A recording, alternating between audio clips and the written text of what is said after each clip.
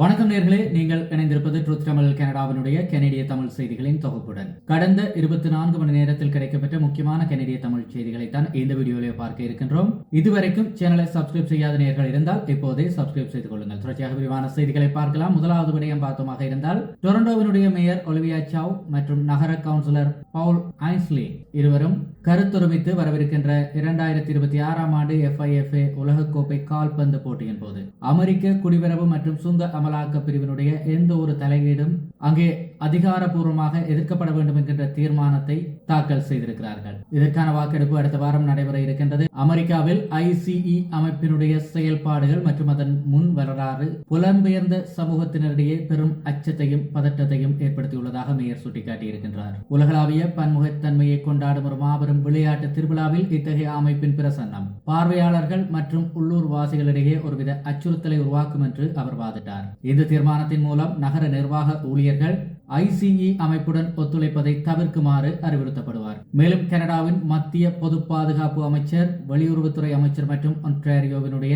Solicitor general ஆகியோர் டொரண்டோவிலே ICE அமைப்பின் எந்த ஒரு தலையீட்டையும் நிராகரிக்க வேண்டும் என்று இந்த தீர்மானம் வலியுறுத்துகிறது. டொரண்டோ காவல்துறை வாரியத்திற்கும் நகரசபையின் இந்த நிலைப்பாடு குறித்து தெரிவிக்கப்படும். முன்னதாக வான்கூவர் நகரிலும் இதே போன்ற ஒரு முயற்சி மேற்கொள்ளப்பட்டது. அது வெறும் அனுமானத்தின் அடிப்படையிலானது என்று நிராகரிக்கப்பட்டிருந்ததும் குறிப்பிடத்தக்கது. டொரண்டோவில் பல்கலைக்கழக அவென்யூ மற்றும் ரிச்மண்ட் ஸ்ட்ரீட் வெஸ்ட் அருகே இருக்கின்ற ஒரு அலுவலகம் ICE அமைப்புக்கான ஒரு பௌதிக அலுவலகமாக இருக்கின்றது. எனினும் கனடா மண்ணிலே வெளிநாட்டு சட்ட அமலாக்க முறைமைகள் எந்த ஒரு விசாரணையை மேற்கொள்வதற்கு முன் கனடிய அதிகாரிகளுக்கு தெரிவித்து முறையான அனுமதி பெற வேண்டும் என குளோபல் அஃபேர்ஸ் கனடா விதிமுறை வகுத்திருப்பதன் காரணமாக ICE அமைப்பினுடைய செயல்பாட்டுக்கான வாய்ப்புகள் மிக குறைவு என்றே கூறப்படுகிறது. இதேபோல ஒன்டாரியோ மாகாணத்திலே இசை நிகழ்ச்சிகள், கலாச்சார நிகழ்வுகள், விளையாட்டு போட்டிகள் மற்றும் பிற நேரடி நிகழ்ச்சிகளுக்கான டிக்கெட்டுகளை அதன் அசல் முகமதிப்பை விட ஃபேஸ் வேல்யூவை விட அதிக விலைக்கு மறு விற்பனை செய்வதை சட்டவிரோதமாக்க போவதாக ஒன்டாரியோ பிரீமியர் டக் ஃபோர்ட் அறிவித்திருக்கின்றார்.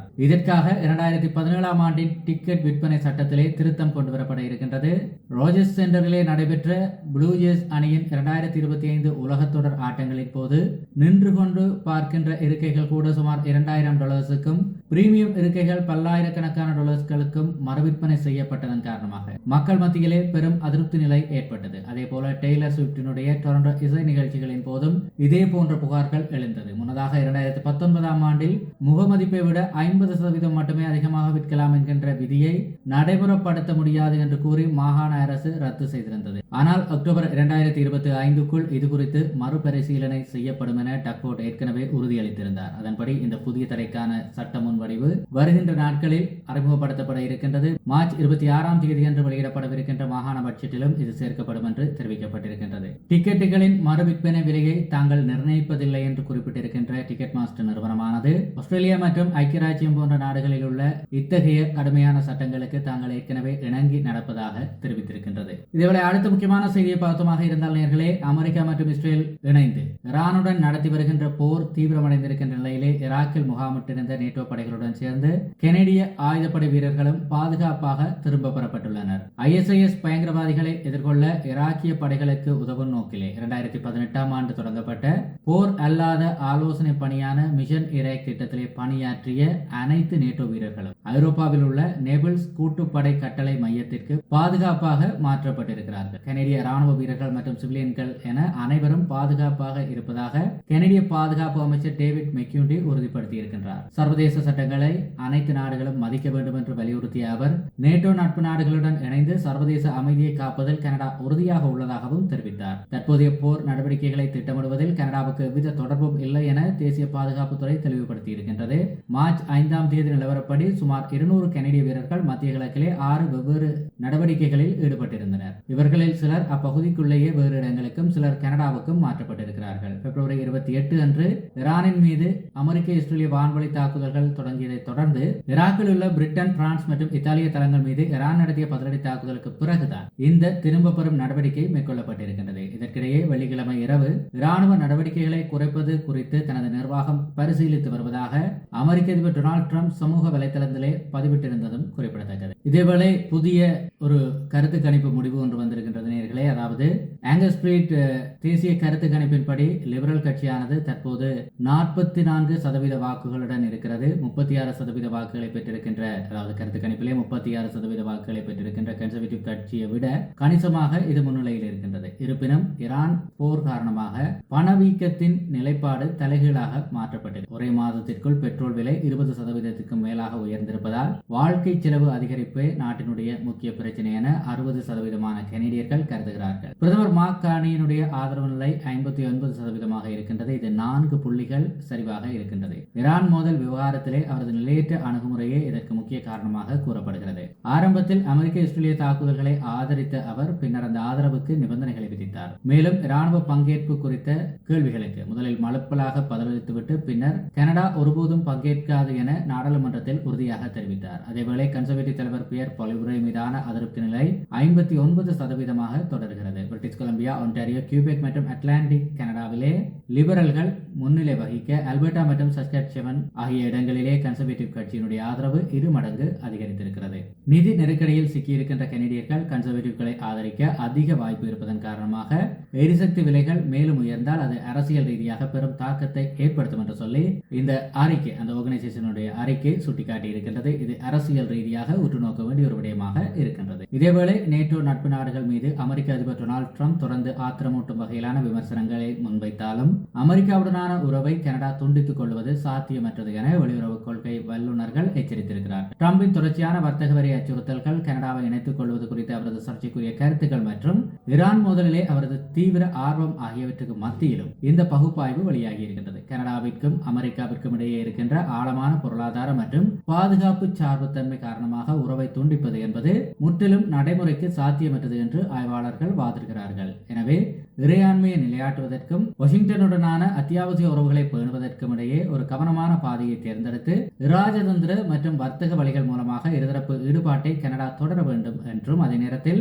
பிற நட்பு நாடுகளுடன் உறவை வலுப்படுத்த வேண்டும் என்றும் வல்லுநர்கள் பரிந்துரைக்கிறார்கள். இதேவேளை கனடா வருமான வரி முகமையிடமிருந்து, அதாவது CRA-விடமிருந்து ஈவுத்தொகைகள், வட்டி, GIC-கள் மற்றும் மூலதன ஆதாயங்கள் போன்ற முதலீட்டு வருமானங்களுக்காக T5 ரசீதுகளை பெறும் பெரும்பாலான கனேடியர்கள் வரி செலுத்தும் கட்டாயத்தை முற்றிலுமாக தவிர்க்க முடியும் என BNM ப்ளூம்பெர்க்கினுடைய தனிநபர் நிதி கட்டுரையாளரான டேல் ஜாக்சன் வாதிடுகிறார். இந்த முதலீடுகளை வரிவிலக்கு பெற்ற சேமிப்பு கணக்கு, அதாவது TFSA அல்லது பதிவு செய்யப்பட்ட ஓய்வூதிய சேமிப்பு திட்டத்திற்குள், அதாவது RRSP திட்டத்திற்குள் பாதுகாப்பதன் மூலம் இதை சாத்தியமாகலாம் என்று அவர் விவரித்திருக்கின்றார். இது நிச்சயமாக நேரலுக்கு பயனுள்ள ஒன்றாக இருக்கும். ஜனவரி 1, 2026 நிலவரப்படி TSFA கணக்கிற்கான மொத்த பங்களிப்பு வரம்பு $7,000 அதிகரிக்கப்பட்டிருக்கின்றது.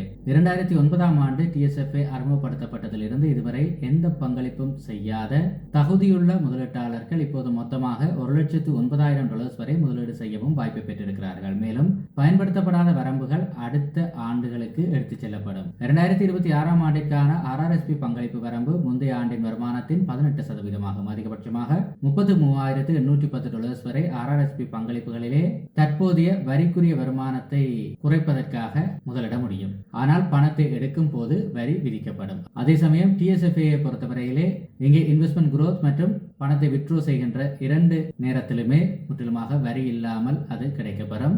இந்த 2 கணக்குகளிலும் பங்குகள், பத்திரங்கள், மியூச்சுவல் ஃபண்டுகள் மற்றும் ETF-களை வைத்திருக்க முடியும். ஓய்வூதிய திட்டமிடலுக்கு இவை இரண்டும் ஒன்றுக்கொன்று பயனுள்ளதாக செயற்படுத்தப்படுகிறது. RRSP-யில் இருந்து குறைந்தபட்ச வரி விகிதத்தில் பணத்தை எடுத்துக்கொண்டு மீதமுள்ள தேவையை வரியில்லாத TFSA வருமானம் மூலம் ஈடு செய்வதனூடாக ஒட்டுமொத்த வரி சுமையை கணிசமாக குறைக்க முடியும் என ஜாக்சன் ஆலோசனை வழங்கியிருக்கின்றார். இது தொடர்பான விரிவான ஒரு வீடியோவை அடுத்து வரும் நாட்களிலே நாங்கள் உங்களுக்கு தர இருக்கின்றோம். நிச்சயமாக அது உங்களுக்கு பயனுள்ள முறையிலே வரி மேனேஜ்மெண்ட் செய்வதற்கு உதவிகரமானதாக இருக்கும். தொடர்ச்சியாக கனடாவில் நடந்த சில குற்றச் சம்பவங்களை பார்க்க இருக்கின்றோம். ஜியோ ரயிலில் நடந்த ஒரு கொடூரமான தாக்குதல் மற்றும் கொள்ளை சம்பவத்தை தொடர்ந்து 3 13 வயது சிறுவர்கள் மீது காவல்துறை வழக்கு பதிவு செய்துள்ளது. டொரண்டோ காவல்துறை அளித்த தகவலின்படி லெசர் ஈஸ்ட் வழித்தடத்திலே மேற்கு நோக்கி சென்ற ரயிலில் ஏறிய 2 பயணிகளை ஸ்கை மாஸ்க் அணிந்த 3 சிறுவர்கள் தொடர்ந்து பின்தொடர்ந்திருக்கிறார்கள். இதனை கவனித்த பாதிக்கப்பட்ட பாதிக்கப்பட்டவர்கள் வேறு பெட்டிக்கு செல்ல முயன்றார்கள். அதில் ஒருவர் கழிப்பறைக்குள் தன்னைத்தானே பூட்டிக் கொண்டார். அப்படி இருந்தும் அந்த சந்தேக நபர்கள்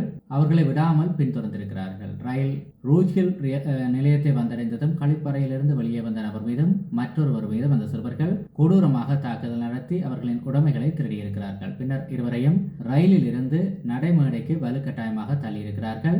இதில் உயிருக்கு ஆபத்தான பலத்த காயமடைந்த ஒரு பயணி உடனடியாக மருத்துவமனைக்கு கொண்டு செல்லப்பட்டார். இந்த சம்பவம் தொடர்பாக 14 வயதுடைய 2 சிறுவர்கள் மற்றும் ஒரு 16 வயது சிறுவனை காவல்துறை கைது செய்திருக்கின்றது. இவர்கள் மீது மோசமான தாக்குதல், கொள்ளையடிக்கும் நோக்குடன் செயற்பட்டது மற்றும் குற்ற செயலுக்காக மாறுவேடுமட்டது ஆகிய குற்றச்சாட்டுகள் பதிவு செய்யப்பட்டிருக்கின்றது. இளைஞர் குற்றவியல் நீதி சட்டத்தின் கீழ் இவர்களுடைய அடையாளங்கள் பாதுகாக்கப்பட்டிருக்கின்றது.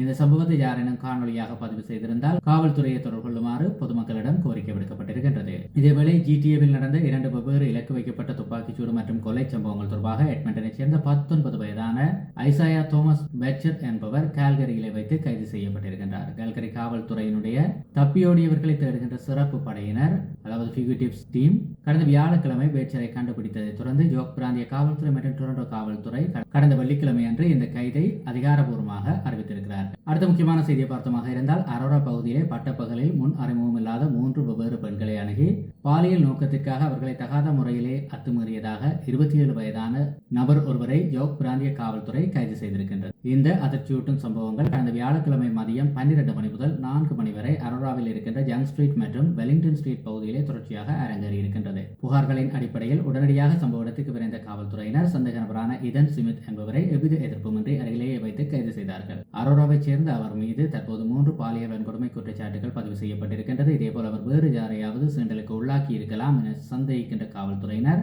பாதிக்கப்பட்ட வேறு நபர்கள் யாரேனும் இருந்தால் தயங்காமல் முன்வைந்து தகவல்களை வழங்குமாறு பொதுமக்களை கேட்டிருக்கிறார்கள். இதேவேளை நயரா ஆன்சி லேக்கிலே குயின்ஸ்டன் லூயிஸ் பாலத்தின் வழியாக பல மில்லியன் டாலர்ஸ் மதிப்புள்ள ஓபியம், கஞ்சா மற்றும் சட்டவிரோத புகையில பொருட்கள் நிரப்பப்பட்ட ஒரு பெரிய சரக்கு லாரியை கனடாவுக்குள் நுழைய அனுமதித்த கனடிய எல்லை சேவைகள் முகமையினுடைய ஒரு அதிகாரி மீது கடுமையான குற்றச்சாட்டுகள் பதிவு செய்யப்பட்டிருக்கின்றது. டேனியல் எனப்படுகின்ற அந்த அதிகாரி சரக்கு லாரியை கனடாவில் அனுமதிப்பதிலே சிபிஎஸ்இனுடைய கொள்கைகளை முறையாக பின்பற்றவில்லை என்பதை விசாரணையாளர்கள் கண்டுபிடித்ததை அடுத்து கடந்த ஜனவரி மாதம் கைது செய்யப்பட்டதாக ஆர்சிஎம்பி உறுதிப்படுத்தியிருக்கின்றது. அந்த லாரியின் ஓட்டுநரான அபிஷேக் என்பவரும் அதே நேரத்திலே கைது செய்யப்பட்டார். மார்ச் 6ஆம் தேதி அன்று இருவர் மீதும் ஷெட்யூல் 1 பதிவு செய்யப்பட்டது. அதிலே போதைப் பொருட்களை இறக்குமதி செய்ய சதி செய்தது, கட்டுப்படுத்தப்பட்ட போதைப் பொருட்களை கடத்தியது, விற்பனை செய்யும் நோக்கத்திற்காக போதைப் பொருட்கள் மற்றும் புகையிலையை வைத்திருந்தது மற்றும் அதனை விநியோகித்தது உள்ளிட்ட பல கடுமையான குற்றச்சாட்டுகள் முறையாக பதிவு செய்யப்பட்டது. குற்றச்சாட்டப்பட்ட அதிகாரியான டேனியல் மார்ச் 23, 2026 அன்று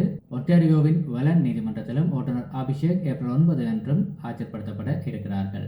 இந்த வழக்கு குறித்து பேசிய ஆர்சிஎம்பி கண்காணிப்பாளர் டேட் ஃபுட் தெரிவிக்கையிலே ஆர்சிஎம்பி சிபிஎஸ்ஏ இரு அமைப்புகளினுடைய கூட்டு விசாரணையை எல்லையில் பாதுகாப்பை உறுதிப்படுத்தும் சிறந்த கூட்டாண்மைக்கு ஒரு வலுவான உதாரணம் என்று சுட்டிக்காட்டியிருக்கிறார்கள். இதேபோல பிரான்போர்ட்டுக்கு கிழக்கே இருக்கின்ற கால்போன் ஸ்ட்ரீட் ஈச் பகுதியிலே மெக்பே மற்றும் லாங்ஃபோர்ட் சர்ச் ரோட்களுக்கு இடையிலே 3 வாகனங்கள் ஒன்றோடு ஒன்று மோதி விபத்துக்குள்ளானதிலே இருவர் பரிதாபமாக உயிரிழந்திருக்கிறார்கள். மேலும் 5 பேர் பலத்த காயங்களுடன் மருத்துவமனையிலே அனுமதிக்கப்பட்டிருக்கிறார்கள். கடந்த வெள்ளிக்கிழமை மதியம் 12:30 மணியளவிலே இந்த கோர விபத்து நடந்ததாக ஓபிபி மற்றும் அவசரகால சேவைகள் தெரிவித்திருக்கின்றது. ஒரு பிக்கப் ட்ரக், ஒரு எஸ்யூவி மற்றும் மினிவேன் ஆகிய 3 வாகனங்கள் தான் இந்த விபத்தில் சிக்கியிருக்கின்றது.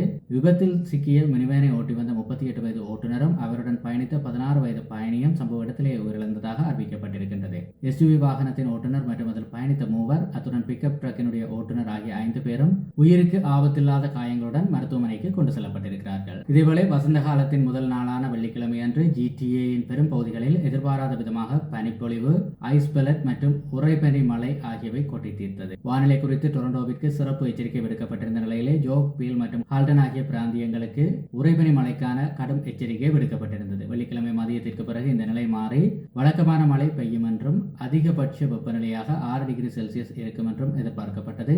சனிக்கிழமை அன்று மிகமூட்டமான வானிலை நிலவும் என்றும் வெப்பநிலை 5 டிகிரி செல்சியஸாக இருக்கும் என்றும், ஞாயிற்றுக்கிழமை மழை மற்றும் 6 டிகிரி வெப்பநிலை நிலவும் என்றும் கணித்திருக்கின்ற கனடா வானிலை ஆய்வு மையம் அடுத்த வாரம் மீண்டும் பனிப்பொழிவு திரும்பும் என எச்சரித்திருக்கின்றது. ஆகவே பொதுமக்கள் உங்களுடைய திட்டங்களை இதற்கேற்றால் போல் செய்தல் சிறப்பானதாக இருக்கும்.